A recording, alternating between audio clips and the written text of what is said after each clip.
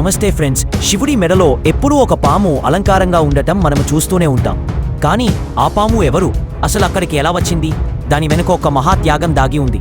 కృతయుగంలో అమృతం కోసం దేవతలు రాక్షసులు కలిసి సముద్రమతనం మొదలుపెట్టారు. మందర పర్వతాన్ని కవ్వంగా మార్చారు. కానీ ఆ కొండను తిప్పడానికి ఒక తాడు కావాలి కదా. వేల సంవత్సరాల పాటు ఆ ఒత్తిడిని తట్టుకోవాలి. అప్పుడు ముందుకు వచ్చారు నాగలోకానికి రాజన వాసుకి. ఆయనే ఆ మందర పర్వతానికి తాడుగా మారాడు. ఒకవైపు దేవతలు, మరోవైపు రాక్షసులు తన శరీరాన్ని అటు ఇటు లాగుతుంటే ఆ భరించలేని బాధకి, ఒత్తిడికి తట్టుకోలేక తన నోటి నుండి భయంకరమైన హాలాహల విషాన్ని కక్కాడు. లోకాలను నాశనం చేయకుండా శివుడు దాన్ని తాగి తన గొంతులో బంధించాడు. అందుకే ఆయనకు నీలకంఠుడు అని పేరు వచ్చింది. సముద్రమతనం తర్వాత వాసుకి చేసిన త్యాగానికి, అతని భక్తికి మెచ్చిన శివుడు అతనికి ఒక గొప్ప గౌరవాన్ని ఇచ్చాడు.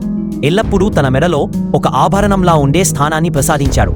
అది కేవలం అలంకారం కాదు, త్యాగానికి, భక్తికి దక్కిన శాశ్వతమైన గౌరవం.